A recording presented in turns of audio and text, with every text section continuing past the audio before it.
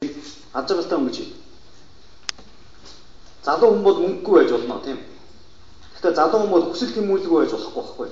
Хүсэл тэмүүл. Нэг юмныг их зүтгэдэг. Нэг тийм чанар танарт байхгүй болсон бол өөрийгөө нэг эргээд хаа. Нэг юм унши, юм сэтгэе, юм одоо энэ 4 жилийн дотор хугацаанд дотор би нэг олоод харъя тийм ээ. Нэг жоохон бусдаасаа илүү юм мэдчихье. Энэ нийгэм дотор ч өрсөлдөө явагдаж шүү дээ. Энэ 4 жил та нар хэр цаг зарцуулна, хэр хүч, хөлс, хөдөлмөр гаргана. 50 цаг хин их одоо хөлс урсгана. Тэр дайны цаг цус баг урсгана гэж үгээд. Та нарын 4 жилийн дараах амьдралыг өнөөдрийн 4 жил чинь шийдэж байгаа. Үнэн биз дээ. Бид бүгд аав ээж болно тийм үү? Аав ээж байгаа хүмүүс энэ байгаа. Тэр эргээд бид тэднийг спонсорлох хэрэгтэй. Гэр бүл авч явах хэрэгтэй. Үнэн биз дээ. Байнгын ийм байхгүй шүү дээ. Байнгын өглөө бол хичээлдээ яваад орой найзтайгаа уулзаад жоохон кафед суучаад хаяа нэг шалгалт хөнөхөр хичээлээ бэлтчихэд үе нэг алдаж онж болцоод яваад байхгүй шүү дээ. Нэг л өдөр хүнтэй суuna шүү дээ. Гэр бүл олно шүү дээ. Хүүхдүүд төрүүлнэ шүү дээ.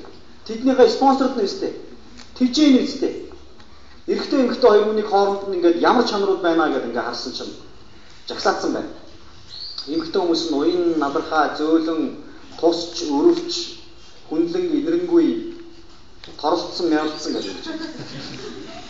Эрчүүд нь ямар чанар байна гэж чинь ноён нуруутай, алсыг харсан тэрхээс гадна санхүүгийн чадвартай гэж. Тэгэхээр энд сууж байгаа эрчүүд бол нэг юм бод. Яг мэдээж гендер тэгш байдаг бүгд ийм юм байх шүү дээ. Гэхдээ гэр бүл авч явна тийм үү? Гэр бүлийн тодорхой суурийг авч явна. Суурийг өөрөө манлайлж авч явна гэдэг бол эрчүүд бид нартай бас ашгүй холбоотой ийм ойлголт байхгүй. Тэгэхээр санхүүгийн чадвартай байх хэрэгтэй. Өнөөдөр энэ 4 жил сурж байгаа энэ одоо бидний зарцуулж байгаа цаг хугацаа юуны төлөө зарцуулж байгаа? Санхүүгийн чадвартай болохын төлөө зарцуулж байгаа тийм үү? Тэгэхээр тийм үеийнхэн байхгүй.